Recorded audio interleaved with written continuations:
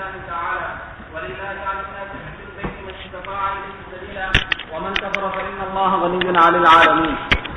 بالسند المتصل منا الى الامام الهمام الحافظ الحجة امير المؤمنين في الحديث ابي عبد الله محمد بن اسماعيل البخاري رحمه الله متعنا بعلومه وقيوده وبركاته آمين.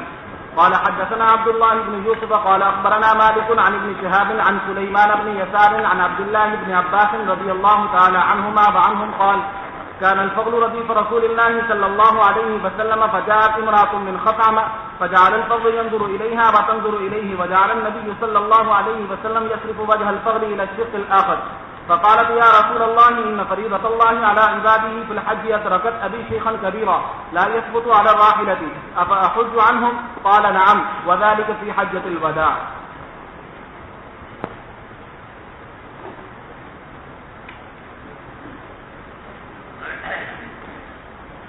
بسم الله الرحمن الرحيم الحمد لله رب العالمين والصلاة والسلام على رسوله الكريم وعلى آله وأصحابه أجمعين أما بعد.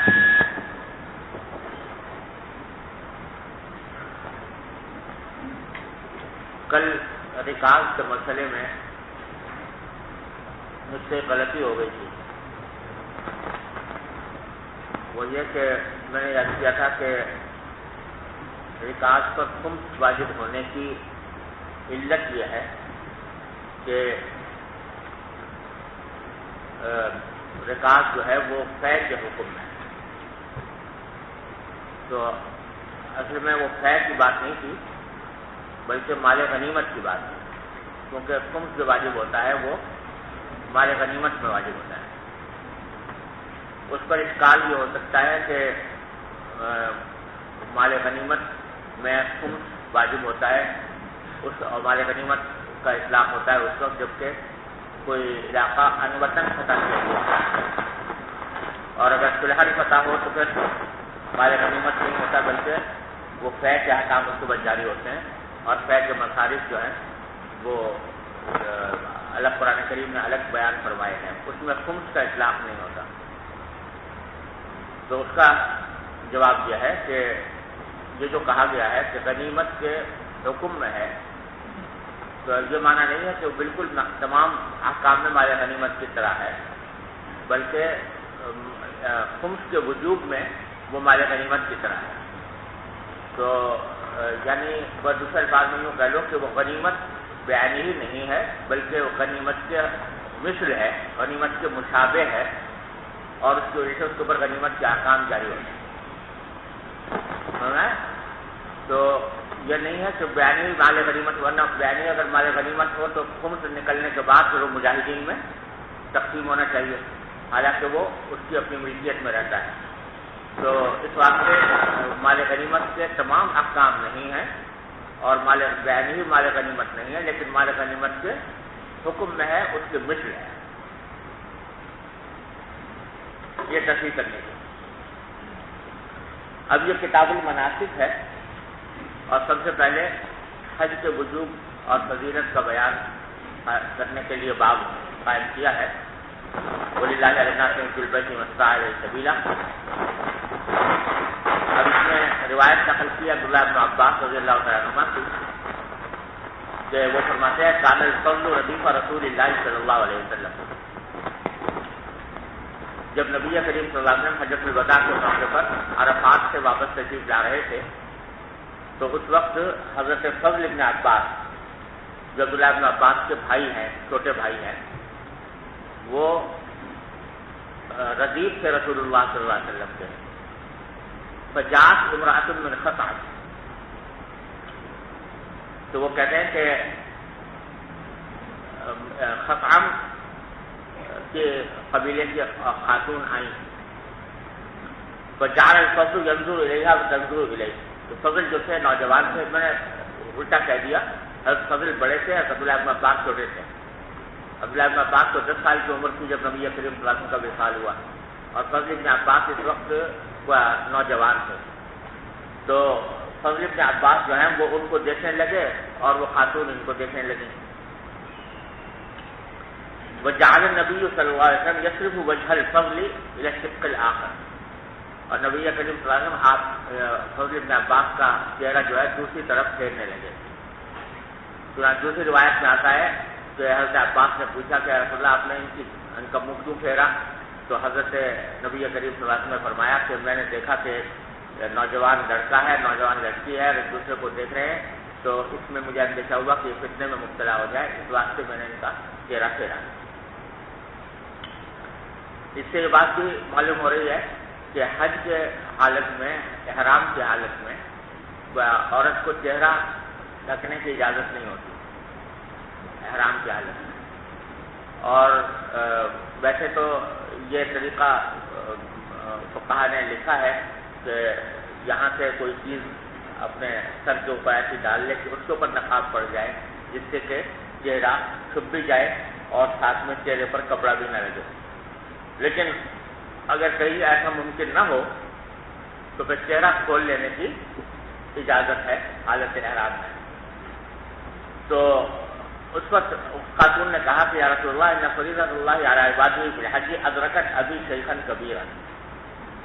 مسئلہ انہوں نے یہ پوچھا کہ میرے والد ہیں، ان کو اللہ کا فریضہ جو ہے حج کے بارے میں جو اللہ نے بندوں پر فرض کیا ہے وہ پہنچ گیا ہے میرے والد کو، جو اس حالت میں کہ وہ بہت بوڑھے ہیں، لا یثبت علی الراحلہ، اور سواری پر جم کر نہیں بیٹھ سکتے۔ افحج عنہ، تو کیا میں ان کی طرف سے حج کر لوں، حج بدل؟ قال نعم، تو آپ نے فرمایا کہ ہاں تم کر سکتی ہو۔ وذالک فی حجۃ الوداع، اور یہ حجۃ الوداع کا واقعہ ہے۔ تو اس میں نبی کریم صلی اللہ علیہ وسلم نے حج بدل کی اجازت دی، اور حج بدل کی اجازت اسی حدیث سے مستفاد ہے کہ ایک شخص دوسرے کی طرف سے حج کر سکتا ہے، جبکہ وہ آدمی اس کے اوپر حج کا فریضہ تو عائد ہو گیا لیکن وہ کسی وجہ سے ادا نہیں کر سکتا بیماری کی وجہ سے، تو اس صورت میں حج بدل کرایا جا سکتا ہے۔ تو یہاں امام بخاری سے لائے ہیں کہ ان فریضۃ اللہ علی عبادہ فی الحج ادرکت ابی، کہ فریضہ ان کے اوپر عائد ہو گیا ہے میرے والد پر، لیکن وہ ہیں بوڑھے اور خود ثابت نہیں ہو سکتے، رہ نہیں سکتے، تو اس واسطے یہ جو بتایا کہ من استطاع الیہ سبیلا، تو اس میں یہ بات بھی داخل ہے کہ وہ آدمی خود اپنی سواری پر سوار ہو کر جا سکے۔ جی باب قول اللہ تعالی یأتوک رجالا وعلی کل ضامر یأتین من کل فج عمیق لیشهدوا منافع لهم رجالا الطرق الواسعة۔ وبه قال حدثنا احمد بن عيسى قال حدثنا ابن وهب عن يونس عن ابن شهاب ان سالم بن عبد الله بن عمر اخبره ان ابن عمر رضي الله تعالى عنهما وعنهم قال رأيت رسول الله صلى الله عليه وسلم يركب راحلته بذي الحليفة ثم يهل حين تستوي به قائمة۔ وبه قال حدثنا إبراهيم بن موسى قال أخبرنا الوليد قال حدثنا الأوزاعي أنه سمع عطاء يحدث عن جابر بن عبد الله الأنصاري رضي الله تعالى عنهما وعنهم أن إهلال رسول الله صلى الله عليه وسلم من ذي الحليفة حين استوت به راحلته۔ رواه أنس وابن عباس يعني حديث إبراهيم بن موسى۔ یعنی رسول اللہ صلی اللہ علیہ وسلم نے احلال کیا، احلال کے معنی تلبیہ پڑھا ذی الحلیفہ میں، جبکہ آپ کی سواری جو ہے آپ سواری پر پوری طرح بیٹھ گئے، انہیں استوت بھی راحلہ تھی۔ اس میں روایتیں مختلف آتی ہیں کہ ذی الحلیفہ کے موقع پر، ذی الحلیفہ کے مقام پر جو آپ نے احرام باندھا تو تلبیہ کس وقت پڑھا؟ بعض روایتوں میں آتا ہے کہ احرام کی جو رکعتیں پڑھی اس کے فوراً بعد تلبیہ پڑھ لیا تھا۔ بعض میں آتا ہے کہ آپ نے جس وقت سواری پر سوار ہوئے تو اس وقت پڑھا تھا۔ بعض میں آتا ہے کہ سواری پر سوار ہونے کے بعد جب ایک درخت تھا، اس درخت کے بعد پہنچے تو اس وقت پڑھا تھا۔ اور بعض میں آتا ہے کہ اور آگے بیضا کے مقام پر جب پہنچے، صحرا علاقہ تھا تو وہاں پر پڑھا تھا۔ روایتیں مختلف ہیں، اور ان مختلف روایات کی توجیہ یہ ہے کہ جس صحابی نے جس وقت آپ کا تلبیہ سنا اس وقت کا روایت کر دیا، ورنہ آپ نے ان سب مقامات پر پڑھا۔ جی باب الحج على الرحل۔ وقال ابان حدثنا مالك بن دينار عن القاسم بن محمد عن عائشة رضي الله تعالى عنها وعنه أن النبي صلى الله عليه وسلم بعث معها أخاها عبد الرحمن فأمرها من التنعيم وحملها على قتب وقال عمر رضي الله تعالى عنه شد الرحال في الحج فإنه أحد الجهادين. وقال محمد بن أبي بكر حدثنا يزيد بن زريع قال حدثنا عزرة بن ثابت عن ثمامة بن عبد الله بن أنس قال حج أنس رضي الله تعالى عنه على رحل ولم يكن شحيحا، وحدث أن النبي صلى الله عليه وسلم حج على رحل وكانت زاملته. اس باب میں امام بخاری کا مقصود یہ بیان کرنا ہے کہ حج کرنے میں آدمی کو سادگی سے کام لینا چاہیے. ٹھاٹ بات اور عیش و عشرت کے ساتھ حج کرنا پسندیدہ نہیں ہے. یعنی جتنی سادگی کے ساتھ اور عاجزی کے ساتھ حج کیا جائے اتنا ہی بہتر ہے. تو اس زمانے میں جو سفر ہوتے تھے اونٹوں پر، اس کے دو طریقے ہوتے تھے. ایک معمولی طریقہ تو یہ تھا کہ رحل یعنی کجاوا چھوٹا سا رکھ دیا جاتا تھا اونٹ کے اوپر، اور کوئی سایہ نہیں ہوتا تھا اوپر. یہ تو رحل کہلاتا تھا کہ پالان رکھا ہوا ہے اونٹ کے اوپر، وہ اس پر بیٹھ گئے، اوپر کوئی سایہ وغیرہ نہیں. اور ایک طریقہ ہوتا تھا ہودج کا، یعنی ایک پورا خیمہ جیسا اس پر رکھ دیا جاتا تھا اونٹ کے اوپر، اور اس خیمے کے اندر آدمی بیٹھتا تھا. تو اس میں سایہ ہوتا تھا اس کے اوپر، اور اس خیمے جیسی اس کی پردے ہوتے تھے دائیں بائیں. تو یہ ہودج والا طریقہ جو تھا یہ زیادہ مالدار لوگ اختیار کرتے تھے، جن کے پاس زیادہ پیسے ہیں تو وہ ہودج بناتے تھے، ہودج کا تصور کرتے تھے. اور جو لوگ زیادہ مالدار نہیں ہوتے تھے تو عام لوگ جو ہیں وہ رحل کا طریقہ اختیار کرتے تھے. تو امام بخاری یہاں پر بات قائم کرتے یہ کہہ رہے ہیں کہ حج کا رحل پر کرنا زیادہ بہتر ہے، کیونکہ اس میں عاجزی ہے، شکستگی ہے، سادگی ہے، اور اللہ تبارک و تعالیٰ کے بارگاہ میں حاضری ہو رہی ہے تو آدمی کو عاجزی کے ساتھ جانا چاہیے. اور ہودج میں بیٹھ کے جانا جو ہے وہ اس طرح سے ذرا عیش و عشرت کا طریقہ ہے، تو وہ حج میں پسندیدہ نہیں. سمجھ گئے نا؟ اب اس میں یہ بات بتانے کے لیے کہ رحل پر حج کرنا ہودج پر حج کرنے کے مقابلے میں بہتر ہے، کئی دلیلیں پیش کی ہیں امام بخاری نے ترجمۃ الباب میں. ایک تو حضرت عائشہ رضی اللہ عنہا سے روایت کہ نبی کریم صلی اللہ علیہ وسلم نے ان کے بھائی عبد الرحمن کو ان کے ساتھ بھیجا تھا اور انہوں نے ان کو عمرہ کرایا تنعیم سے. تفصیل آگے آئے گی. تو اس میں الفاظ یہ ہیں کہ وحملها على قطب، حضرت عائشہ کو جو سوار کیا بھائی نے وہ پالان پر سوار کیا، قطب پر. تو وہی اس میں کوئی ہودج نہیں بنایا. وقال عمر، اور حضرت عمر رضی اللہ عنہ کا ارشاد ہے، فرماتے ہیں کہ شد الرحال فی الحج، حج میں کجاوے کیسا کرو، یعنی وہی رحل کیسا کرو. تو انہو احد الجہادین، اس لیے کہ یہ دو جہادوں میں سے ایک جہاد ہے. تو جہاد میں جس طریقے سے آدمی مشقت اٹھاتا ہے تو حج میں بھی تھوڑی مشقت اٹھانی چاہیے، اور اس واسطے اس میں سادگی کے ساتھ حج کرنا چاہیے. وقال محمد بن ابي بكر حدثنا يزيد بن زريع قال حدثنا عزرة بن ثابت عن ثمامة بن عبد الله بن انس قال حج انس على رحل. ثمامہ بن عبد اللہ کہتے ہیں کہ حضرت انس نے حج کیا رحل پر، ولم يكن شحيحا، اور وہ بخیل نہیں تھے، یعنی ان کے پاس اتنی وسعت تھی جب اگر چاہتے تو ہودج بنا لیتے، اور بخیل بھی نہیں تھے جو پیسہ خرچ کرنے میں ان کو کوئی رکاوٹ ہوتی ہو تو وہ اگر چاہتے تو بنا سکتے تھے، ہودج بنا کر صبر کر سکتے تھے. اس کے باوجود انہوں نے رحل پر حج کیا. وحدث ان النبی صلی اللہ علیہ وسلم حج علی رحل، اور یہ بھی بتایا، خود حدیث سنائی کہ رسول کریم صلی اللہ علیہ وسلم نے بھی حج کیا رحل پر. وکانت زاملتہ، اور وہی اونٹنی جس کے اوپر سے آپ نے حج کیا تھا وہی آپ کا سامان اٹھانے والی بھی تھی. زاملہ کہتے ہیں اس اونٹنی کو جو سامان اٹھانے کے لیے رکھی جاتی ہے.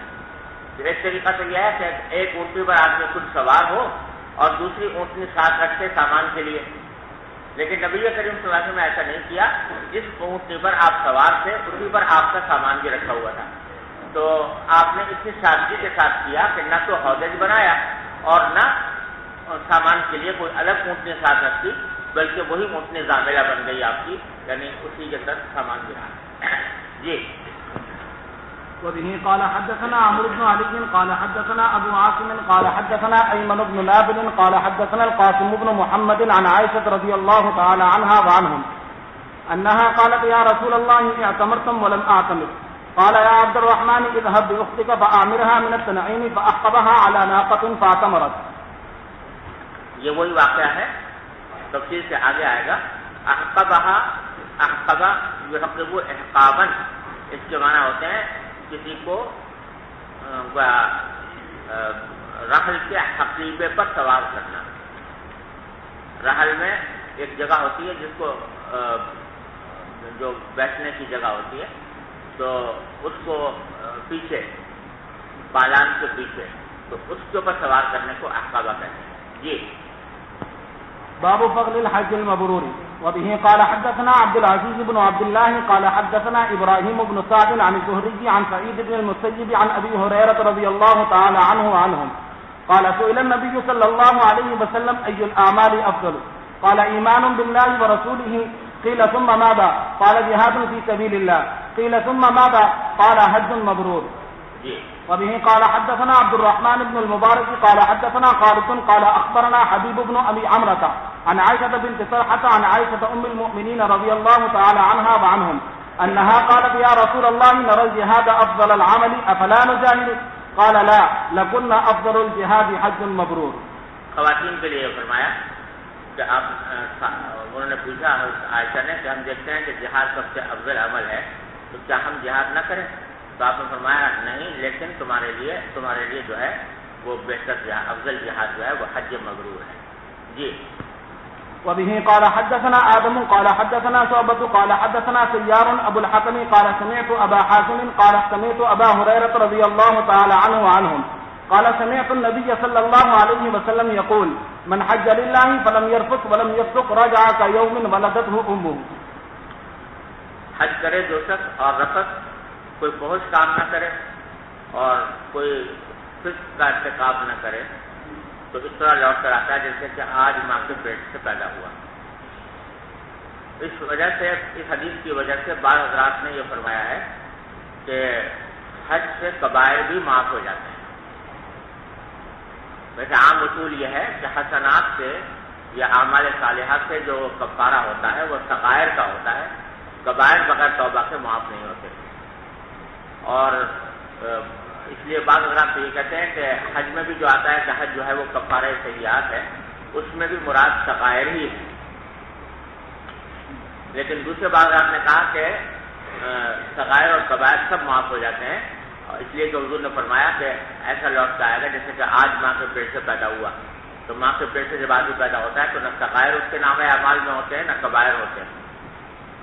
لیکن جو حضرات یہ کہتے ہیں کہ صغائر ہی معاف ہوتے ہیں، کبائر بغیر توبہ کے نہیں ہوتے، وہ کہتے ہیں کہ ایک مومن کا ظاہر حال یہ ہے کہ جب وہ حج کرنے جا رہا ہے تو حج کرنے کے ساتھ ساتھ اس نے توبہ بھی کی ہوگی ضرور۔ کون ایسا ہوگا کہ جو حج کرنے جائے اور توبہ نہ کرے؟ تو اس واسطے توبہ بھی چونکہ حج کا حصہ ہوتی ہے، اس واسطے وہ جو پابند آتا ہے تو ماں کے پیٹ سے پیدا ہوا ایسا لگتا ہے۔ جی بسم الله الرحمن الرحيم۔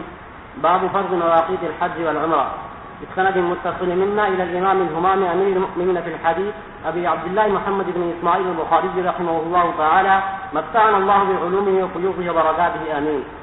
قال حدثنا مالك بن إسماعيل قال حدثنا زهير قال حدثني زيد بن جبير أنه أتى عبد الله بن عمر رضي الله عنهما وعنهم في منزله ولهم فسطاط وسرادق، فسألته من أين يجوز أن أعتمر؟ قال فرضها رسول الله صلى الله عليه وسلم لأهل النجد من القرن ولأهل المدينة ذي الخليفة ولأهل الشام الجحفة۔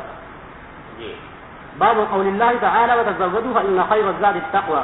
وبه قال حدثنا يحيى بن بشر قال حدثني شبابة عن ورقاء عن عمرو بن دينار عن عمرو بن دينار عن إكرمة عن ابن عباس رضي الله عنهما وعنه قال كان أهل اليمن يحجون ولا يتزودون ويقولون نحن متوكلون، فإذا قدموا مكة سألوا الناس فأنزل الله عز وجل وتزودوا فإن خير الزاد التقوى۔ رواه ابن عيينة عن عمرو عن إكرمة مرسلا۔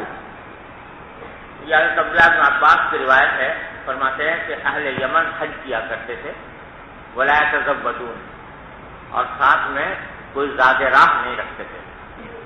کھانے پینے کا سامان ساتھ لے کر نہیں جاتے تھے، بس ویسے ہی چل کھڑے ہوتے تھے یمن سے. وہ یقولون، اور کہتے تھے کہ نحن المتوکلون، کہ ہم تو اللہ پر بھروسہ کر کے کھڑے ہوئے ہیں، توکل کرتے ہیں، تو ساتھ ہم اپنے کو کھانے پینے کا سامان نہیں رکھتے.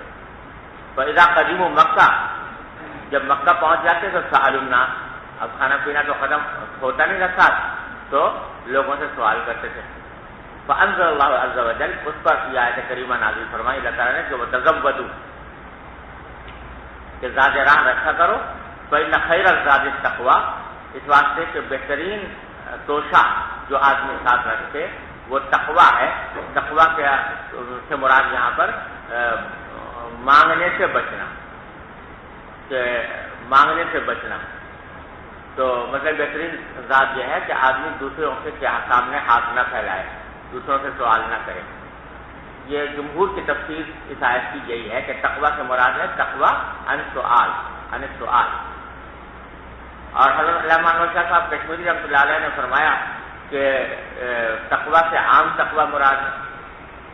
تو جب یہ فرمایا کہ ذات رکھو اپنے ساتھ، ذات راہ ساتھ رکھو، تو اس کے ساتھ ساتھ ایک تنبیہ فرما دی کہ یہ ذات تو رکھو ہی اپنے ساتھ، لیکن سب سے اچھا ذات جو ہے وہ تقوی ہے، اس کا بھی اہتمام کرو. یہ مناسبت کے ساتھ اس کو تقوی کی تاکید فرما دی گئی ہے. جی باب مهل أهل مكة للحج والعمرة.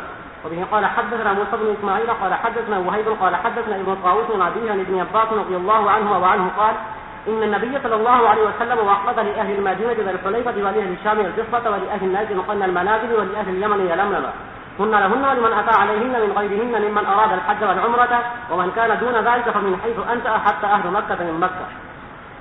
اس روایت میں نبی کریم صلی اللہ علیہ وسلم نے مواقیت بیان فرمائی ہیں کہ اہل مدینہ کے لیے ذوالحلیفہ ہے، اہل شام کے لیے جحفہ ہے، اہل نجد کے لیے قرن المنازل ہے، اہل یمن کے لیے یلملم ہے. اور ساتھ میں فرمایا ہن لہن، یہ مواقیت ہیں خود اہل میقات کے لیے، ولمن اتی علیہن من غیرہن، اور ان لوگوں کے لیے جو ان مواقیت پر سے گزرے، رہنے والے ہوں کسی اور جگہ سے، جب آئیں تو یہاں سے گزریں تو یہ ان کے لیے میقات ہے، یہاں سے آرام باندھنا ضروری ہے. ممن اراد الحج والعمرہ، اور یہ میقات ہیں ان لوگوں کے لیے جو حج اور عمرے کا ارادہ کریں. سمجھ گئے نا؟ ومن کان دون ذالک، اور جو لوگ کے اس سے قریب تر ہوں، یعنی میقات کے اندر ہوں، مکہ مکرمہ کی طرف، میقات اور مکے کے درمیان واقع ہوں، تو فمن حیث انشا، جہاں سے بھی آدمی چلے وہیں پر آرام باندھ لے. حتی اہل مکہ من مکہ، یہاں تک کہ اہل مکہ جو ہیں وہ مکہ سے آرام باندھے جبکہ وہ حج کر رہے ہوں. سمجھے نا؟ البتہ عمرے کے لیے ان کو حرم سے باہر جانا ضروری ہے، میقات کا یعنی احرام باندھنے کے لیے. حج میں چونکہ آدمی عرفات تک جاتا ہے، اور عرفات جو ہے وہ خارج حرم ہے، لہذا خارج حرم نکل جاتا ہے حج کے افعال کے دوران. لیکن عمرہ جو ہے وہ سارا کا سارا حرم ہی میں ہوتا ہے، اس واسطے اس میں حرم سے باہر جانا ضروری ہے احرام کے لیے. تو آپ نے یہ فرمایا کہ یہ ان کے لیے بھی ہیں جو مواقیت جو ہیں جو اس مواقیت پر رہتے ہوں، اور جو مواقیت کے پیچھے آباد ہیں اور مواقیت پر سے گزریں ان کے لیے بھی ہیں، اور جو لوگ میقات اور مکہ کے درمیان واقع ہیں وہ حج کے لیے احرام وہیں سے باندھ سکتے ہیں جہاں سے وہ اپنا سفر کا آغاز کریں. اب اس میں ایک لفظ آیا ہے ممن اراد الحج والعمرہ، کہ یہ میقات ہے ان لوگوں کے لیے جو حج اور عمرے کا ارادہ کریں. اس کی بنا پر امام شافعی اور امام احمد بن حنبل اور ایک روایت میں امام مالک، ان حضرات کا مسلک یہ ہے کہ یہ جو احرام واجب ہوتا ہے یہ اسی شخص کے لیے ہوتا ہے جو حج کا یا عمرے کا ارادہ کر کے چلے. لیکن اگر کسی اور مقصد سے جا رہا ہے مکہ مکرمہ، عمرہ کرنا یا حج کرنا مقصود نہیں ہے، مثلا تجارت کے لیے جا رہا ہے یا کسی سے ملاقات کے لیے جا رہا ہے، تو ان کے نزدیک میقات سے گزرتے وقت اس پر احرام باندھنا واجب نہیں، بغیر احرام سے بھی وہ جا سکتا ہے. سمجھ گیا نا؟ اور امام ابو حنیفہ رحمۃ اللہ علیہ کا مسلک یہ ہے کہ جو شخص بھی میقات پر سے گزرے مکہ مکرمہ جانے کے قصد سے، چاہے اس کا قصد حج کا ہو یا عمرے کا ہو یا کوئی اور تجارت وغیرہ مقصود ہو، کسی بھی غرض سے جا رہا ہو، وہ بغیر احرام کے وہاں سے نہیں گزر سکتا، احرام باندھنا ہی ہوگا اور جا کر عمرہ کم سے کم کرنا ہی ہوگا، اس کے بعد اگر جو کچھ کام کرتا ہے وہ کرے. یہ امام ابو حنیفہ کا مسلک ہے. حدیث باب کا ظاہر جو ہے وہ تائید کرتا ہے ائمہ ثلاثہ کی، کیونکہ اس میں آپ نے یہ فرمایا کہ یہ مواقیت ہیں کن کے لیے؟ ممن اراد الحج والعمرہ، جو ارادہ کرے حج کا اور عمرے کا، سمجھے نا، ان کے لیے ہے یہ. تو وہ فرماتے ہیں کہ یہ قید لگا دی نبی کریم صلی اللہ علیہ وسلم نے، لہذا اگر کوئی شخص کسی اور مقصد سے جا رہا ہے تو وہ اس میں داخل نہیں. اور حنفیہ نے اس کی تعویل یہ کی ہے کہ یہ ممن اراد الحج والعمرہ میں من جو ہے یہ بیانیہ ہے، تبعیضیہ نہیں ہے، سمجھے نا، یعنی جو بھی اس سے گزرے گا تو اس کو ارادہ حج اور عمرے کا کرنا ہی ہوگا، سمجھے نا، جو بھی گزرے گا اس کو حج اور عمرے کا ارادہ کرنا ہی ہوگا. تو یہ مقصود ہے.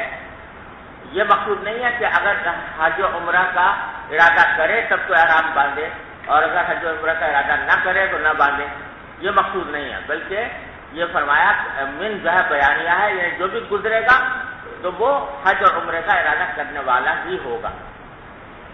یہ تعویل کی ہے حنفیہ نے اس حدیث میں، سمجھے نا. اگرچہ یہ تعویل جو ہے خلاف ظاہر ہے، بظاہر خلاف متبادر ہے ان الفاظ سے، لیکن اس پر حنفیہ کے پاس حضرت عبداللہ بن عباس وغیرہ کے کچھ آثار ہیں جس میں صحابہ کرام کے، جس میں ان کا مسلک بھی یہی تھا کہ کوئی بھی شخص جو مواقیت سے گزرے تو اس کے لیے احرام باندھنا ضروری ہے اور حج یا عمرہ کوئی ایک چیز کرنی ہی ہوگی. تو صحابہ کرام کے آثار کی روشنی میں انہوں نے یہ توجہ کی ہے اس حدیث. سمجھ گیا بھائی؟ البتہ آج کل حنفیہ کے مسلک پر عمل کرنا جو ہے وہ بہت ہی مشکل ہو گیا ہے، کیونکہ بہت سے لوگ ہیں مثلاً جو طائف میں رہتے ہیں اور مکہ مکرمہ میں نوکری کرتے ہیں. اب تو پہلے زمانے میں طائف جانے کے لیے 3 دن کا سفر کرنا پڑتا تھا اور اب 1 گھنٹے میں آدمی پہنچ جاتا ہے طائف سے مکہ مکرمہ. تو صبح کو نکلتے ہیں اور مکہ مکرمہ میں ملازمت کرتے ہیں اور شام کو واپس چلے جاتے ہیں. بعض ایسے ہیں جو ڈرائیور ہیں، بسیں یا کاریں لے کر جاتے ہیں اور دن میں 10 چکر کاٹ لیتے ہیں طائف اور مکہ مکرمہ کے درمیان. اب اگر حنفیہ کے قول پر عمل کیا جائے تو ان کو ہر مرتبہ آ کر پہلے عمرہ کریں اور پھر واپس جائیں اور پھر ہر مرتبہ آنے پر احرام باندھیں، تو اس میں بہت ہی سخت حرج ہے جو واقع ہوتا ہے. لہذا ایسے لوگوں کے لیے گنجائش ہے کہ وہ ائمہ ثلاثہ کے قول پر عمل کرتے ہوئے وہ جبکہ عمرہ اور حج کا ارادہ کر کے نہ جا رہے ہوں تو بغیر احرام سے چلے جائیں. جی. باب ميقات أهل المدينة ولا يهل قبل ذي الحليفة. وبه قال حدثنا عبد الله بن يوسف قال أخبرنا مالك عن نافع عن عبد الله بن عمر رضي الله عنهما وعنهم أن رسول الله صلى الله عليه وسلم قال يهل أهل المدينة من ذي الحليفة وأهل الشام من الجحفة وأهل النجد من قرن. قال عبد الله بلغني أن رسول الله صلى الله عليه وسلم قال ويهل أهل اليمن من يلملم. باب وهل أهل الشام. وبه قال حدثنا مسدد قال حدثنا حماد عن عمرو بن دينار عن طاووس عن ابن عباس رضي الله عنهما وعنه قال وقت رسول الله صلى الله عليه وسلم لأهل المدينة ذي الحليفة ولأهل الشام الجحفة ولأهل نجد قرن المنازل ولأهل اليمن يلملم، فهن لهن ولمن أتى عليهن من غير أهلهن لمن كان يريد الحج والعمرة، فمن كان دونهن فمهله من أهله وكذلك حتى أهل مكة يهلون منها. باب مهل أهل نجد. وبه قال حدثنا علي قال حدثنا سفيان قال حدثنا ابن زهري عن سالم عن أبيه رضي الله عنه وعنه قال وقت النبي صلى الله عليه وسلم قال وحدثني أحمد قال حدثنا ابن وهب قال أخبرني يونس عن ابن شهاب عن سالم بن عبد الله رضي الله عن أبيه رضي الله عنه وعنه قال سمعت رسول الله صلى الله عليه وسلم يقول محل أهل المدينة ذو الحليفة ومحل أهل الشام وهيعد وهي الجحفة وأهل نجد القنن. قال ابن عمر رضي الله عنهما زعموا أن النبي صلى الله عليه وسلم قال ولم أسمعه ومحل أهل اليمن يلملم. باب محل من كان دون المواقيت. وبه قال حدثنا قتيبة قال حدثنا حماد عن عمرو عن طاووس عن ابن عباس رضي الله عنهما وعنهم أن النبي صلى الله عليه وسلم وقضى لأهل المدينة ذي الحليفة ولأهل الشام الجحفة ولأهل اليمن يلملم ولأهل نجد القنن فهن لهن ولمن أتى عليهن من غير أهلهن ممن كان يريد الحج والعمرة فمن كان دونهن فمن أهله حتى أن أهل مكة يهلون منها. بسم الله الرحمن الرحيم. باب مهل أهل اليمن. وبالسند المتصل منا إلى الإمام الهمام الحافظ الحجة أمير المؤمنين في الحديث أبي عبد الله محمد بن إسماعيل بن إبراهيم البخاري رحمه الله تعالى متعنا الله بعلومه وفيوزه وبركاته آمين. قال حدثنا معل بن أسد قال حدثنا وهيب عن عبد الله بن طاووس عن أبيه عن ابن عباس رضي الله تعالى عنهما وعنهم أن النبي صلى الله عليه وسلم وقض لأهل المدينة ذي الحليفة ولأهل شام الجحفة ولأهل نجد قن المنازل ولأهل اليمن يلملم هن لأهلهن ولكل آت أتى عليهن من غيرهم ممن أراد الحج والعمرة فمن كان دون ذلك فمن حيث أنشأ حتى أهل مكة من مكة. باب ذات عرف لأهل العراق. وبه قال حدثنا علي بن مسلم قال حدثنا عبد الله بن نمير قال حدثنا عبيد الله عن نافع عن عبد الله بن عمر رضي الله تعالى عنهما وعنهم قال لما فتح هذان المثلان يطوع عمر فقالوا يا أمير المؤمنين إن رسول الله صلى الله عليه وسلم حد لأهل نجد قنا وهو جور عن طريقنا وإنا إن أردنا قن شق علينا قال فانظروا حدها من طريقكم فحد لهم ذات علم. یہ حضرت عبداللہ بن عمر رضی اللہ تعالیٰ عنہ کی روایت ہے. وہ فرماتے ہیں کہ لما فتح ہذان المثلان جب یہ دو شہر فتح ہوئے اور دو شہروں سے مراد ہے بصرہ اور کوفہ یہ جب فتح ہوئے اور فتح ہونے کا معنی یہ ہے کہ ان کا علاقہ فتح ہوا کیونکہ یہ باقاعدہ شہر تو بسائے حضرت عمر نہیں پہلے یہ شہر موجود نہیں تھے جب فتح ہو گیا علاقہ تو پھر بسائے تھے بعد میں. بہرحال جب وہ علاقہ فتح ہوا بعد میں یہ شہر بنے بصرہ اور کوفہ تو وہاں سے لوگ آئے حضرت عمر کے پاس اور آ کر انہیں عرض کیا کہ یا امیر المؤمنین ان رسول اللہ صلی اللہ علیہ وسلم حد لأہل نجد قرنا کہ رسول کریم صلی اللہ علیہ وسلم نے اہل نجد کے لیے میقات مقرر فرمائی تھی قرن المنازل کہ جب وہ قرن المنازل پر پہنچے تو احرام باندھے. وہو جور عن طریقنا اور یہ قرن المنازل جو ہے وہ ہمارے راستے سے ہٹا ہوا ہے. جور کے معنی مائل یعنی ہٹا ہوا ہے ہمارے راستے سے, یعنی ہم جب عراق سے جاتے ہیں مکہ مکرمہ تو راستے میں نجد نہیں قرن نہیں پڑتا. وَإِنَّا أَرَدْنَا قَرْن اور اگر ہم قرن جائیں پہلے اور وہاں سے آرام باندھ کے بچ جائیں تو شق علینا تو ہمارے اوپر بہت مشقت ہوگی کیونکہ بہت دور پڑتا ہے قرن ہم سے. تو پھر ہم کیا کریں, کہاں سے آرام باندھیں؟ تو حضرت عمر نے کہا فانظروا حذوها من طریقکم تو ایسا کرو کہ اس قرن کی محاذات دیکھو اپنے راستے سے جہاں سے تم آ رہے ہو تو وہ کون سی جگہ ایسی ہے جہاں پہنچ کر تم قرن سے محاذی ہو جاؤ گے, قرن کی محاذات میں آ جاؤ گے تو وہاں سے آرام باندھو. فحد لهم ذات علم پھر حضرت عمر نے خود دیکھا کہ کون سی جگہ محاذات میں پڑتی ہے قرن کے تو پھر حضرت عمر نے ان کے لیے ذات العرق کو میقات مقرر کر دیا کیونکہ ذات عرق جو ہے وہ قرن کے محاذات میں واقع تھی. اس روایت سے یہ بات معلوم ہوتی ہے کہ ذات العرق جو عراق والوں کے لیے مقرر کی گئی وہ حضرت عمر نے کی, جس کے معنی یہ کہ نبی کریم صلی اللہ علیہ وسلم نے ذات العرق مقرر نہیں کی تھی, حضرت عمر نے محاذات کے حساب سے ذات العرق کو اہل عراق کے لیے میقات مقرر کیا.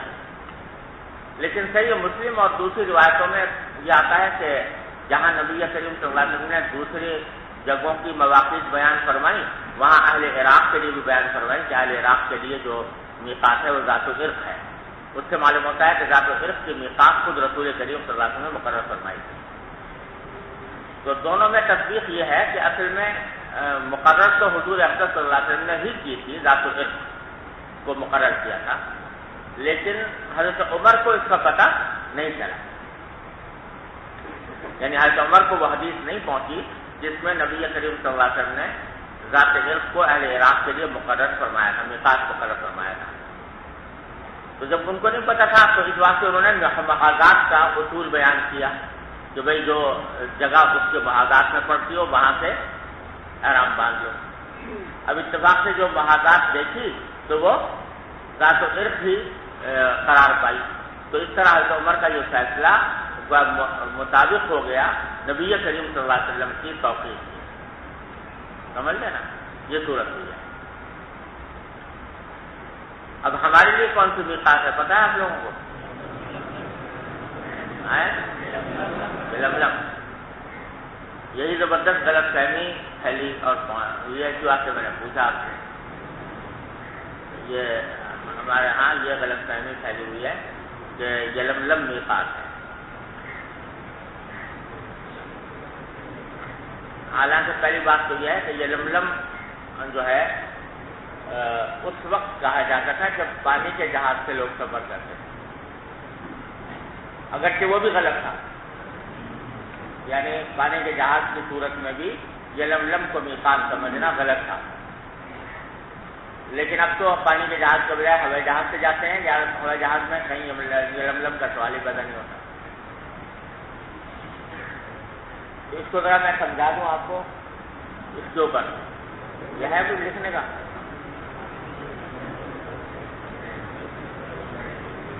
لکھنے کی چیز ہے کوئی؟ ٹھیک ہے۔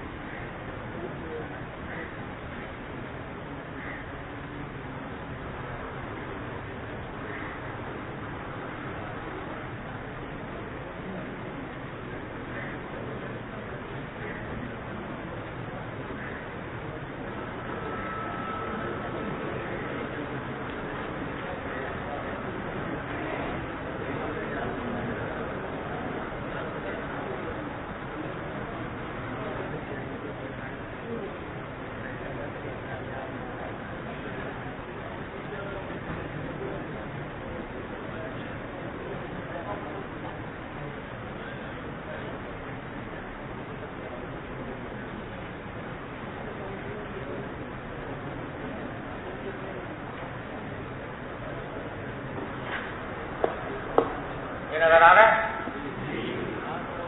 یہ سمجھو کہ ہم یہاں ہیں، جو سمجھو کہ یہ مغرب ہے، یہ مشرق ہے، سمجھے نا؟ تو ہم یہاں ہیں، ذرا چیز سمجھو۔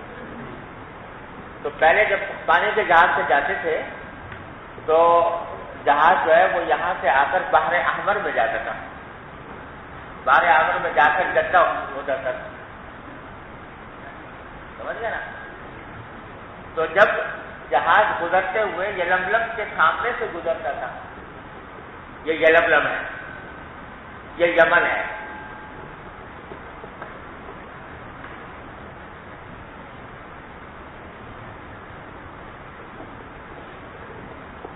یمن یہاں ہے اور نجد جو ہے وہ یہاں ہے، سمجھے نا؟ ریاض اور دمام وغیرہ یہ سب نجد کے علاقے ہیں۔ تو پہلے جب پانی کے جہاز سے جاتے تھے تو جہاز جو ہے وہ یہاں سے بحر عرب سے نکل کر بحر احمر میں داخل ہوتا تھا اور جا کر جدہ اترتا تھا. تو جدہ اترنے سے پہلے یلملم کی محاذات کہتے تھے لوگ، یلملم کی محاذات آ رہی ہے، لہٰذا یہ کہتے تھے کہ یہاں سے آرام باندھ لو. سمجھے؟ لیکن یہ بات غلط تھی، میں کہہ رہا ہوں اس وقت بھی غلط تھی. اس لیے غلط تھی کہ یلملم سے گزرنا یا اس کی محاذات سے گزرنا اس وقت موجب احرام ہوتا ہے جبکہ آدمی نکل کر مکے کی طرف چلے. اگر کوئی آدمی یہاں سے آ کر پھر یوں جاتا تو اس کے ضروری ہے کہ یلملم سے آرام باندھتا. ٹھیک ہے نا؟ لیکن یہاں تو جہاز گزر کر مکہ نہیں جا رہا بلکہ جدہ جا رہا ہے، لہذا اس کو یہاں آرام باندھنا کوئی ضروری نہیں تھا. اس سے جائز تھا کہ جدہ اتر کر آرام باندھے، کیونکہ جدہ بھی محاذی ہے یلملم سے، مکے کی سمت میں محاذی ہے. لہذا اگر جدے سے یلملم کے بجائے جدے سے جا کر آرام باندھ لے تو ٹھیک تھا، کیونکہ جدہ بھی محاذی ہونے کی وجہ سے وہ میقات کے حکم میں ہے، وہاں سے آرام باندھ کے مکہ مکرمہ آ سکتے. بات آئی تمہیں؟ اچھا، اب یہ ہوائی پانی کے جہاز کا راستہ یہ تھا.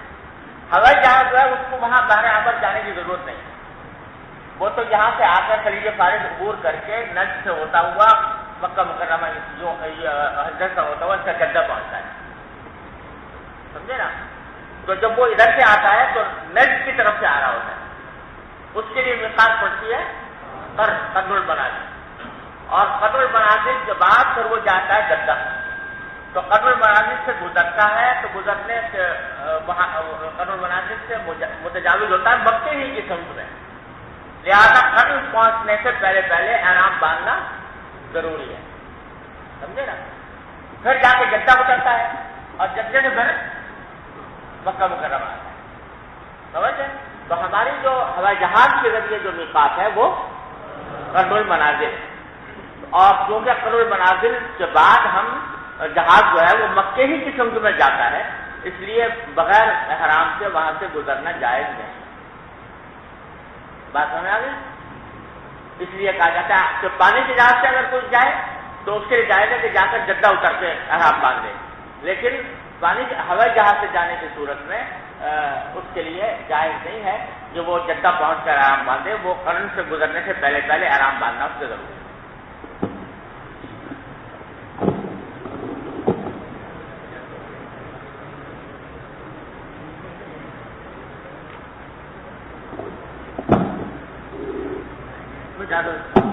یہ میں نے آپ کو یہ سمجھانے کے لیے بہت رف جیسا نقشہ بتایا، تو تھوڑا سا آگے پیچھے ہے. اچھا چلو جی. باب الصلاة بذي الحليفة. وبه قال حدثنا عبد الله بن يوسف قال أخبرنا مالك عن نافع عن عبد الله بن عمر رضي الله تعالى عنهما وعنهم أن رسول الله صلى الله عليه وسلم لاح بالبطحاء بذي الحليفة فصلى بها وكان عبد الله بن عمر يفعل ذلك. باب خروج النبي صلى الله عليه وسلم على طريق الشجرة. وبه قال حدثنا إبراهيم بن المنذر قال حدثنا أنس بن عياض عن عبيد الله عن نافع عن عبد الله بن عمر رضي الله تعالى عنهما عنه أن رسول الله صلى الله عليه وسلم كان يخرج من طريق الشجرة ويدخل من طريق المعرس، وأن رسول الله صلى الله عليه وسلم كان إذا خرج إلى مكة يصلي في مسجد الشجرة، وإذا رجع صلى بذي الحليفة ببطن الوادي وبات حتى يصبح. باب قول النبي صلى الله عليه وسلم العقيق واد مبارك. وبه قال حدثنا الحميدي قال حدثنا الوليد وبشر بن بكر التنيسي قال حدثنا الأوزاعي قال حدثنا يحيى قال حدثني عكرمة أنه سمع ابن عباس يقول إنه سمع عمر رضي الله تعالى عنهم يقول سمعت النبي صلى الله عليه وسلم بوادي العقيق يقول أتاني الليلة آت من ربي فقال صلي في هذا الوادي المباركة وقل عمرة في الحج. وبه قال حدث عبد الله بن عباس روایت کرتے ہیں حضرت فاروق اعظم رضی اللہ عنہ سے کہ انہوں نے فرمایا کہ میں نبی کریم صلی اللہ علیہ وسلم کو وادی عقیق میں یہ فرماتے ہوئے سنا. یہ وادی عقیق ایک وادی ہے جو مدینہ منورہ کے قریب سے شروع ہوتی ہے اور ذوالحلیفہ تک جاتی ہے، اور اس کو بڑی مبارک وادی کہا گیا ہے، وادی مبارک کہا گیا ہے. اور بعض روایات سے معلوم ہوتا ہے کہ یہ بہت سے انبیاء کرام علیہ السلام کا پڑاؤ یہاں پر ہوا ہے، واللہ اعلم. تو اس کو وادی عقیق کہتے ہیں. تو حضرت عمر کہتے ہیں کہ جب حجۃ الوداع کے موقع پر نبی کریم صلی اللہ علیہ وسلم تشریف لے جا رہے تھے تو وادی عقیق میں آپ نے قیام فرمایا. تو آپ نے فرمایا اس موقع پر کہ اتانی اللیلۃ عاصم من ربی، کہ آج کی رات میرے پروردگار کی طرف سے آنے والا آیا، یعنی ایک فرشتہ. فقال صلی فی ھذا الوادی المبارک، اور اس نے کہا کہ آپ اس وادی مبارک میں نماز پڑھیے. وقل عمرۃ فی حجہ، اور کہیے کہ میں عمرہ کروں گا حج کے ساتھ. سمجھے نا؟ یعنی گویا اس فرشتے نے آ کر نبی کریم صلی اللہ علیہ وسلم کو یہ تلقین کی کہ آپ اس مبارک وادی میں نماز پڑھیں. یعنی ذوالحلیفہ، ذوالحلیفہ بھی وادی عقیق ہی کا حصہ ہے. نماز پڑھیں، وہ مراد ہے وہ نماز جو احرام سے پہلے پڑھی جاتی ہے. اور پھر جب نماز پڑھ چکے ہیں تو آپ یہ کہیے کہ عمرہ میں کروں گا حج کے ساتھ، عمرۃ فی حجہ. یہ حنفیہ کی بالکل صریح دلیل ہے اس بات پر کہ نبی کریم صلی اللہ علیہ وسلم کو قران کا احرام باندھنے کا حکم ہوا تھا، کیونکہ عمرہ اور حج دونوں کو ملانے کے دو ہی طریقے ہوتے ہیں، یا تو تمتع کے ساتھ آدمی ملائے یا قران کے ساتھ. اور اس بات پر اجماع ہے تمام امت کا کہ نبی کریم صلی اللہ علیہ وسلم نے تمتع نہیں کیا. سمجھے نا؟ شافعیہ کہتے ہیں افراد کیا تھا اور حنفیہ کہتے ہیں کہ قران کیا تھا. کوئی اس بات کا قائل نہیں ہے کہ آپ نے تمتع کیا.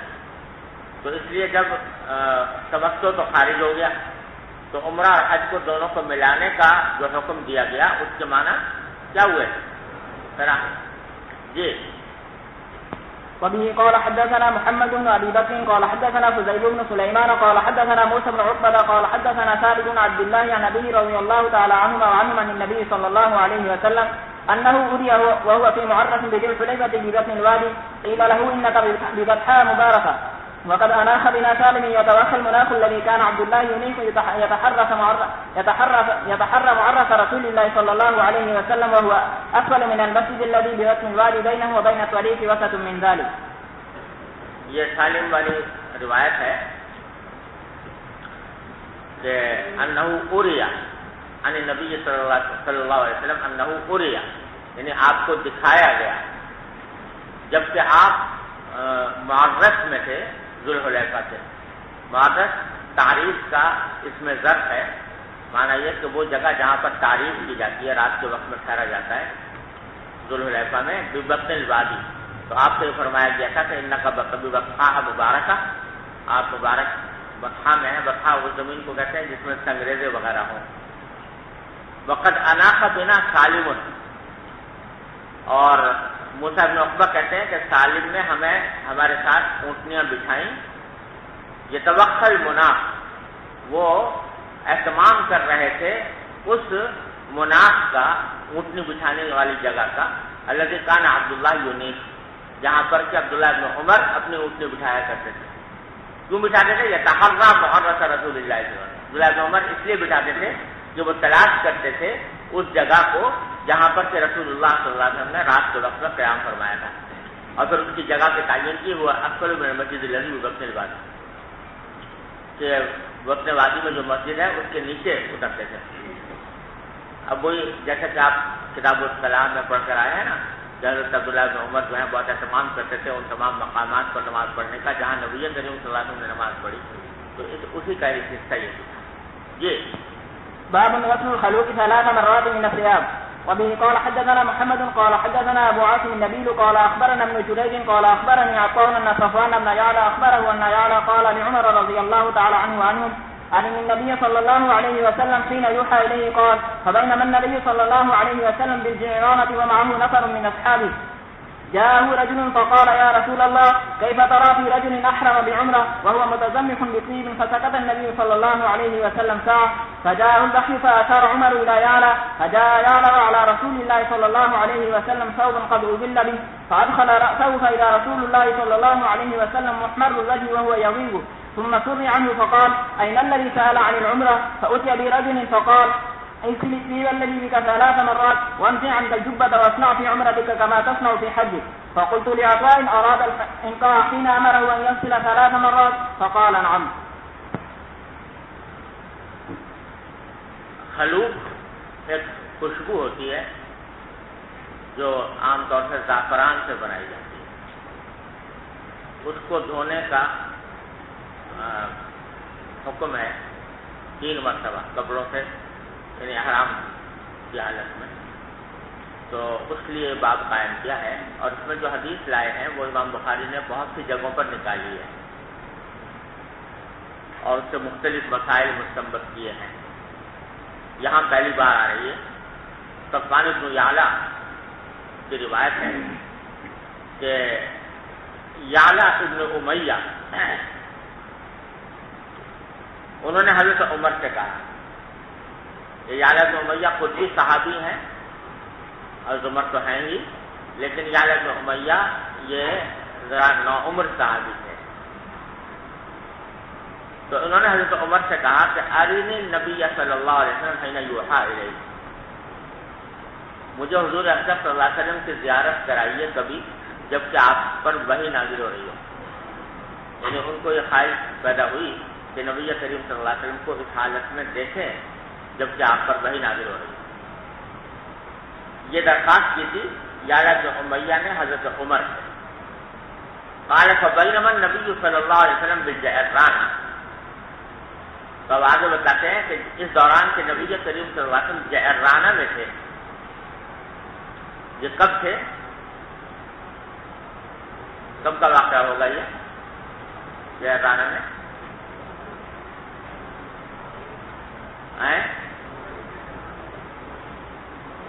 زور سے بولو، کب کا ہوگا؟ حجۃ الوداع. ارے نہیں یار، غزوہ حنین کے بعد.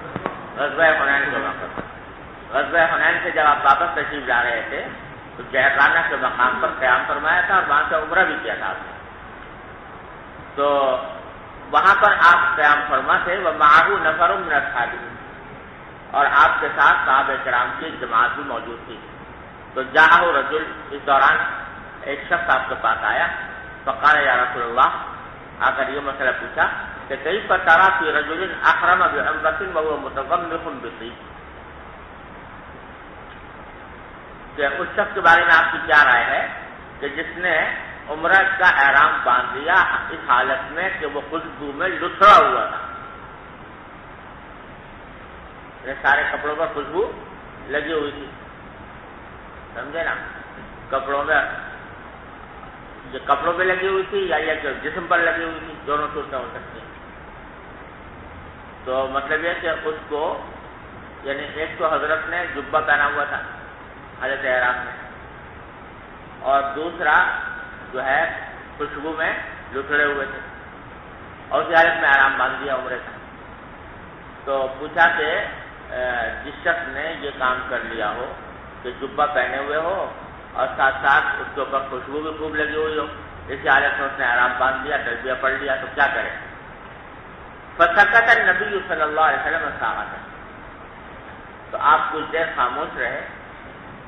یعنی اس کا جواب، آپ جواب میں وحی کا انتظار فرما رہے تھے کہ کوئی وحی میں جواب ملے تو میں اس کو دوں. فجاءہ الوحی، اس حالت میں آپ پر وحی نازل ہوئی.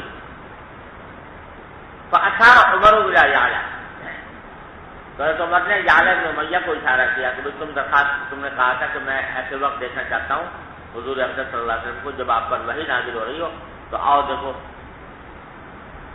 فجاء یعلا، تو یعلا آئے. وعلی رسول اللہ صلی اللہ علیہ وسلم ثوبا قد اذل به، اور نبی کریم صلی اللہ علیہ وسلم پر اس وقت ایک کپڑا تھا جس سے کہ آپ کو سایہ کیا گیا تھا، یعنی کوئی جیسا خیمہ ہوتا ہے اس طرح کا کوئی کپڑا سا بنا لیا گیا تھا خیمے کے طریقے پر، چادر وادر لگا کے جس سے آپ کو سایہ ملے. فادخل رأسہ، تو یعلا بن امیہ نے اپنا سر داخل کیا اس کپڑے میں، یعنی وہ خیمہ تھا جو بنا لیا گیا تھا اس میں سر داخل کر کے حضور اقدس صلی اللہ علیہ وسلم کو دیکھا. فاذا رسول اللہ صلی اللہ علیہ وسلم محمر الوجہ،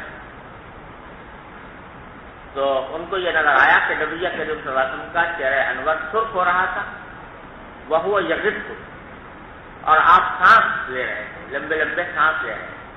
غصہ یغط غطیطاً کے معنی ہوتے ہیں کہ وہ آواز جو انسان کے سانس کی آتی ہے سونے کی حالت میں، اس کو غطیط کہتے ہیں. یہ جو آواز ہوتی ہے، بعض لوگ اس کا ترجمہ خراٹا کر دیتے ہیں، وہ صحیح نہیں. خراٹے کو نہیں کہتے غطیط. غطیط کہا جاتا ہے اس آواز کو جو سانس کی آواز پیدا ہوتی ہے سوتے وقت. تو آپ اونچے لمبے لمبے سانس لے رہے تھے، چہرہ انور سرخ تھا اور لمبے سانس لے رہے تھے. ثم سری آن، پھر آپ سے وہ کیفیت ظاہر کر دی گئی.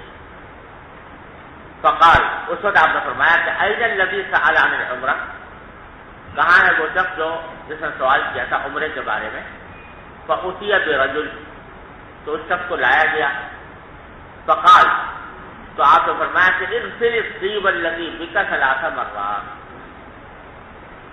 تمہارے اوپر جو خوشبو لگی ہوئی ہے اس کو 3 مرتبہ دھو لو تاکہ اس کے اثرات بالکل ظاہر ہو جائیں.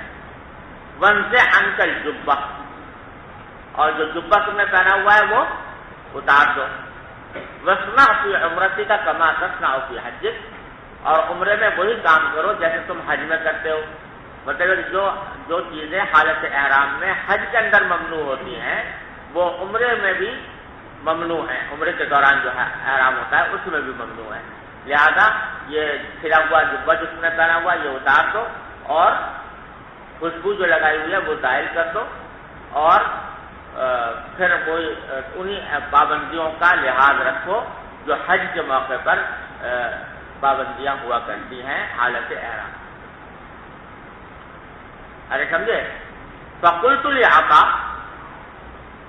اب یہ روایت کرنے والے جو جریج ہیں وہ کہتے ہیں کہ میں نے اپنے استاد عطا سے پوچھا جو یہ حدیث روایت کر رہے تھے کہ اراد الانقاء حين امره ان يغسل 3 مرات، کہ جو 3 مرتبہ دھونے کا آپ نے حکم دیا تو اس کا مقصد آپ کا یہ تھا کہ وہ اچھی طرح صفائی ہو جائے خوشبو کی.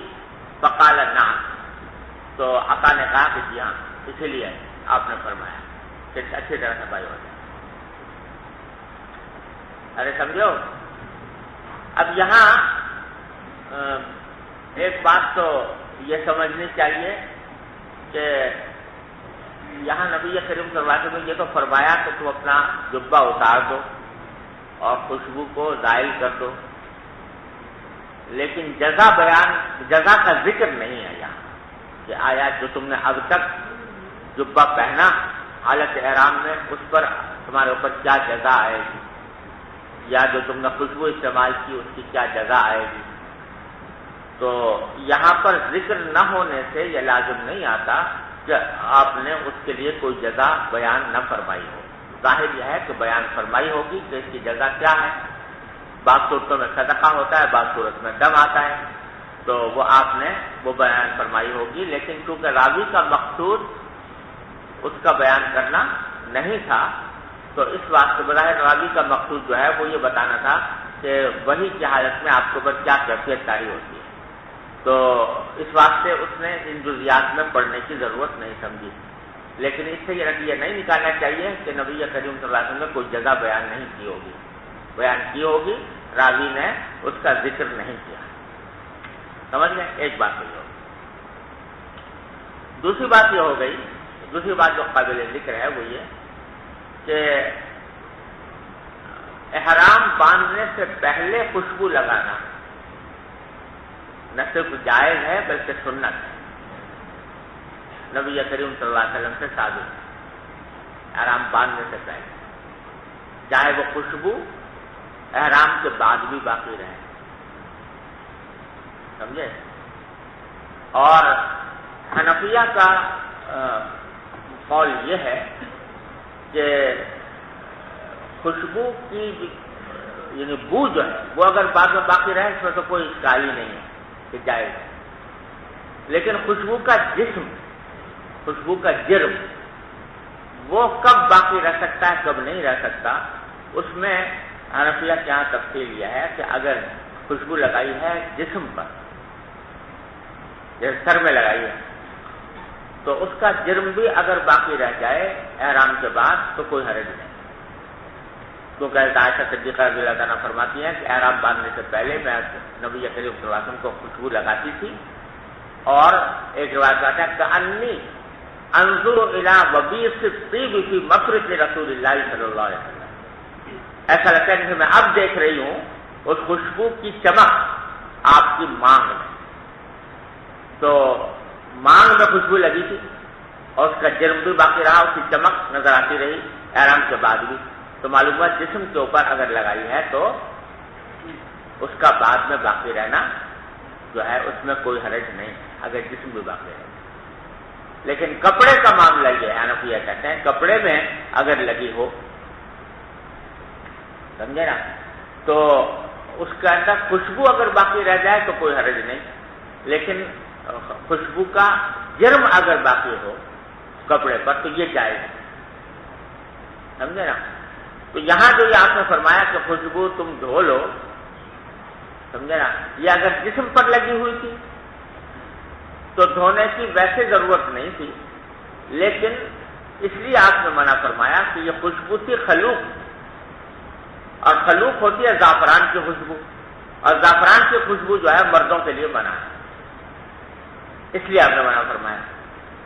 اور اگر یہ کپڑوں پر لگی ہوئی تھی، سمجھے نا، تو پھر اس لیے فرمایا کہ کپڑوں پر ایسے خوشبو کا لگانا جس کا جرم باقی رہے یہ جائز نہیں ہوتا، اس لیے اس کو دھونے کا حکم دیا۔ دونوں احتمال سمجھ گیا بھائی؟ چلیے بسم اللہ الرحمن الرحیم۔ باب الطیب عند الاحرام وما يلبس اذا اراد ان يحرم ويترجل ويدهن، وقال ابن عباس يشم المحرم الريحان وينظر في المرآة ويتداوى بما يأكل الزيت والسمن، وقال عطاء يتختم ويلبس الهميان، وطاف ابن عمر وهو محرم وقد حزم على بطنه بثوب ولم تر عائشة بالتبان بأسا، قال ابو عبد الله تعني للذين يرحلون هودجها۔ یہ احرام کے وقت میں خوشبو لگانا، اور یہ کہ ماں یلبس اذا اراد ان یحرم، کیا پہنے جب ارادہ کرے احرام باندھنے کا، وہ ترجل اور کنگھی کر سکتا ہے، وہ یدہن اور تیل لگا سکتا ہے، بشرطے کہ بال ٹوٹنے کا اس بات کا اہتمام کرے کہ بال نہ ٹوٹیں۔ وقال ابن عباس رضی اللہ تعالیٰ عنہما یشم المحرم الریحان، عبداللہ بن عباس فرماتے ہیں کہ محرم شخص ریحان کو سونگھ سکتا ہے، ریحان کا پھول کسی نے دیا اس کو سونگھ لے تو اس میں کوئی مذاکرہ نہیں، منع جو ہے وہ خوشبو کا اپنے جسم یا کپڑوں پر استعمال ہے، لیکن دور سے خوشبو آ رہی ہے اس کو سونگھ لے تو اس میں کوئی مذاکرہ نہیں۔ وَيَنْظُرُ فِي الْمِرْآةِ، آئینہ دیکھنے میں بھی کوئی مذاکرہ نہیں ہے حالت احرام میں۔ وَيَتَدَاوَى بِمَا يَأْكُلُ الزَّيْتَ وَالسَّمْنَ، اور علاج بھی کر سکتا ہے، اس میں تیل یا گھی کو کھانا پڑے تو وہ بھی جائز ہے۔ وقال عطا یتختم، حضرت عطا فرماتے ہیں کہ انگوٹھی پہننے میں کوئی حرج نہیں ہے، پہن سکتا ہے۔ وَيَلْبَسُ الْحِمْيَانَ، اور ہمیان بھی پہن سکتا ہے، یعنی تھیلی، ایسی تھیلی جس میں پیسے ویسے رکھ لے۔ وطاف ابن عمر رضی اللہ عنہما وهو محرم، اور عبداللہ بن عمر نے طواف کیا اس حالت میں کہ آپ حالت احرام میں تھے۔ وقد حزم علی بطنہ بثوب، اور اپنے پیٹ پر ایک کپڑے کی پٹی باندھی ہوئی تھی، تو معلوم ہے احرام کو روکنے کے، ازار کو روکنے کے لیے اگر اوپر سے کوئی پٹی باندھ لے تو یہ بھی جائز ہے۔ ولم تر عائشہ رضی اللہ عنہا بالتبان بأسا، اور حضرت عائشہ نے تبان میں کوئی حرج نہیں سمجھا۔ تبان کے معنی لنگوٹ، بعض لوگ اس کا ترجمہ کرتے ہیں جانگیا، اور جانگے کو بھی تبان کہتے ہیں، تو وہ یہ کہتے ہیں کہ اگر نیچے کوئی شخص جانگیا پہن لے، یہ جانگیا کھلا ہوا جانگیا پہن لے تو اس میں بھی کوئی حرج نہیں ہے، عائشہ اس کی اجازت دیتی ہے۔ لیکن یہ چونکہ تمام روایات میں سلا ہوا کپڑا پہننے کی ممانعت آئی ہے، اس واسطے یہ مطلب نہیں بیان کرنا چاہیے تبان کا، بلکہ تبان سے مراد ہے لنگوٹ جو سلا ہوا نہیں ہوتا، سمجھے نا؟ تو وہ مراد ہے کہ وہ پہننے میں حضرت عائشہ کوئی حرج نہیں سمجھتی تھی۔ قال ابو عبداللہ، امام بخاری فرماتے ہیں تعمید الذین یخلون حودجا، کہ یہ تبان کا پہننے کو حرج کو جائز سمجھتی تھی ان لوگوں کے لیے جو ان کا حودج اٹھاتے تھے، سمجھے نا؟ جی۔ وبسند متصل منا الى الامام الهمام الحافظ الحجة امير المؤمنين في الحديث ابي عبد الله محمد بن اسماعيل البخاري رحمه الله تعالى ومتعنا الله بعلومه وفيوضه وبركاته آمين. قال حدثنا محمد بن يوسف قال حدثنا سفيان عن منصور عن سعيد بن جبير قال كان ابن عمر رضي الله تعالى عنهما يدهن بالزيت فذكرته لإبراهيم فقال ما تصنع بقوله؟ قال حدثني الأسود عن عائشة قالت كأني أنظر إلى وبيس الطيب في مفارق رسول الله صلى الله عليه وسلم وهو محرم. یہ سعید بن جبیر فرماتے ہیں کہ کان ابن عمر رضی اللہ عنہ یدہن بالزیت، کہ حضرت عبداللہ بن عمر جو ہیں وہ زیتون کا تیل لگاتے تھے۔ کیا معنی؟ کہ جب احرام باندھنے کا ارادہ ہوتا تو احرام باندھنے سے پہلے وہ زیتون کا تیل استعمال کرتے تھے اپنے جسم پر، خوشبو نہیں لگاتے تھے۔ عبداللہ بن عمر کا مسلک یہ تھا کہ خوشبو لگانا احرام سے پہلے، احرام باندھتے وقت، احرام باندھنے سے ذرا پہلے خوشبو لگانے کا استعمال جائز نہیں، اس بات سے وہ خوشبو نہیں لگاتے تھے، اس کے بجائے زیتون کا تیل استعمال کرتے تھے۔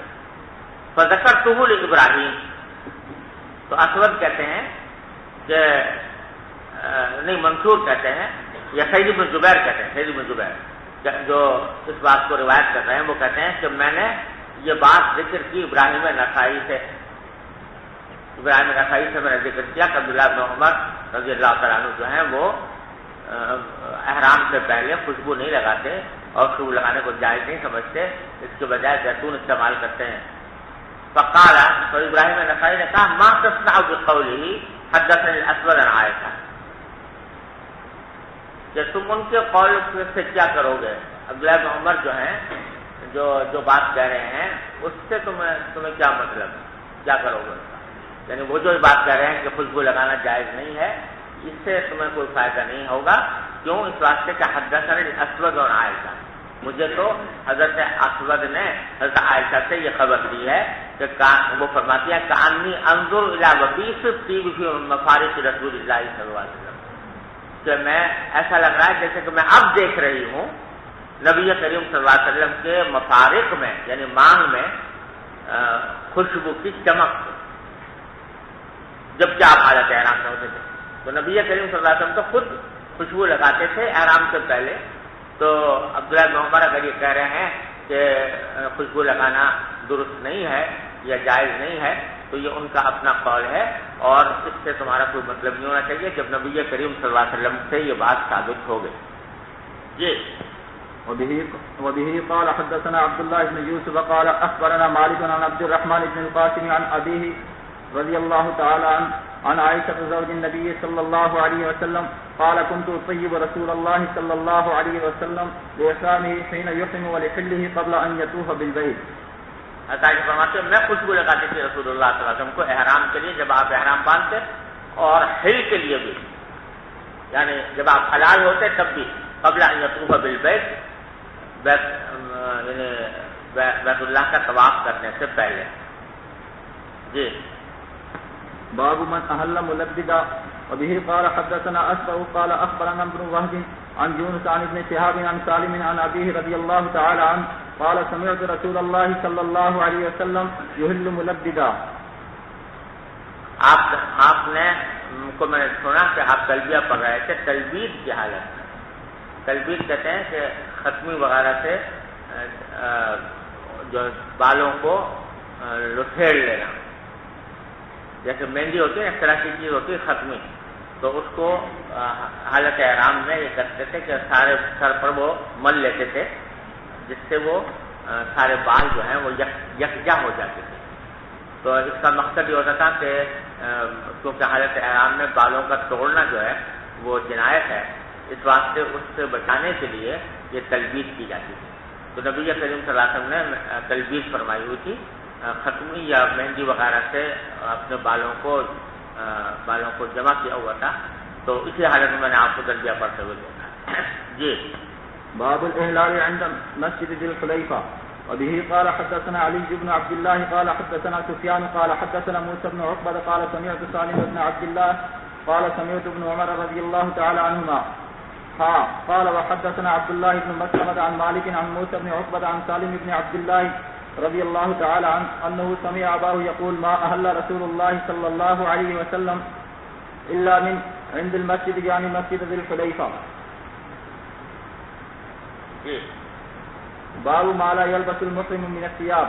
وبه قال حدثنا عبد الله بن يوسف قال أخبرنا مالك عن نافع عن عبد الله بن عمر رضي الله تعالى عنهما أن رجلا قال يا رسول الله ما يلبس المحرم من الثياب؟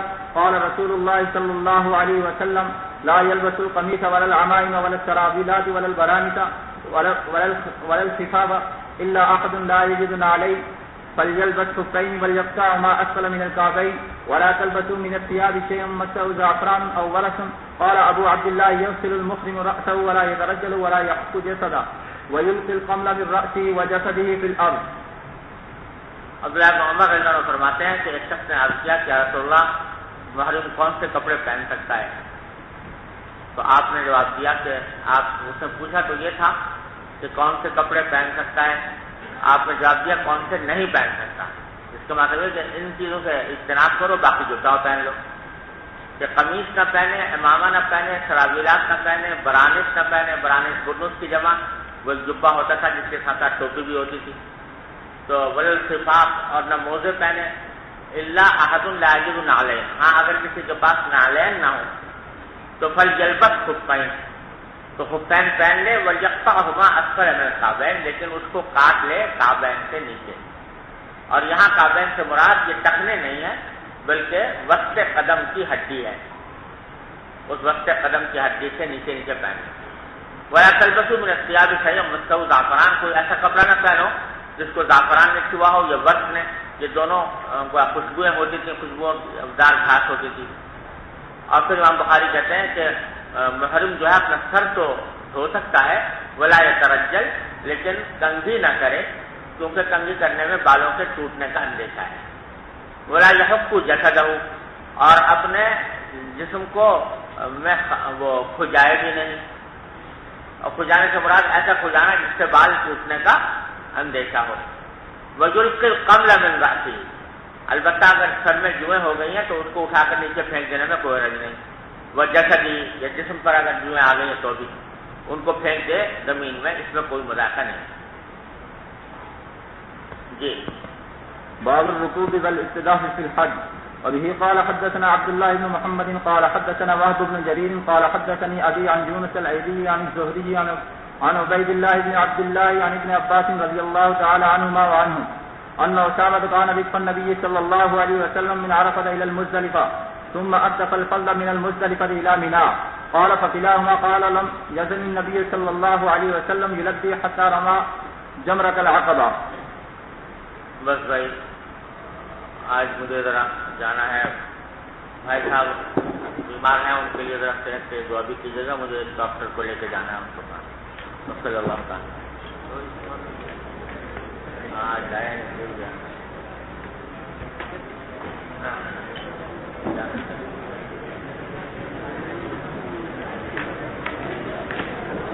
کچھ بہتر ہے، مگر پھر کچھ دل کے ساتھ میں تکلیف ہو گئی ہے.